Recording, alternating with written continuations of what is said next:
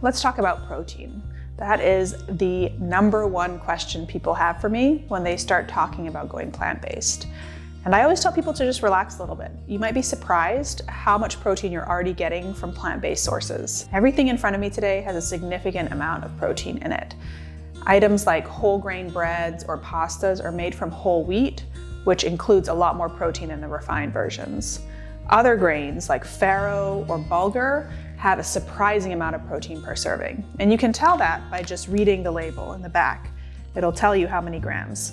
Anything about 4 grams or up is pretty significant. A lot of vegetables that you're eating already also have more protein than you might imagine. Items like broccoli, sweet potatoes, green beans, Brussels sprouts, and leafy vegetables like kale or broccoli rabe often have a lot of protein. In addition to the protein, you're also getting all of the other incredible nutrients that these fruits, vegetables, and grains provide. There are 2 areas of the grocery store where you're really gonna find a lot of plant-based protein. One is the bean aisle, where you're gonna find beans and legumes. And then the other is a section that's often in the produce department that has a selection of plant-based proteins and meat replacements. The expansion of plant-based proteins and meat replacements in the last few years is really exciting.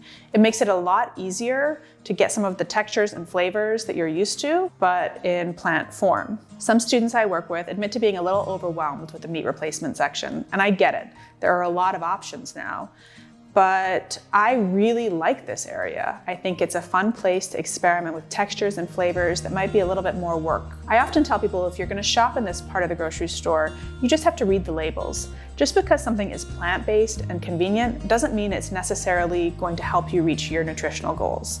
So make sure you check out the amount of sodium, the amount of sugar, and the ingredients to make sure it's something that you want to include in your diet. In this area of the grocery store, my favorite protein is tofu. Tofu has been around for 2,000 years and is featured in some of my favorite cuisines. There are all kinds of tofus. In Western grocery stores, you'll usually find silken tofu, medium tofu, and then firm or extra firm.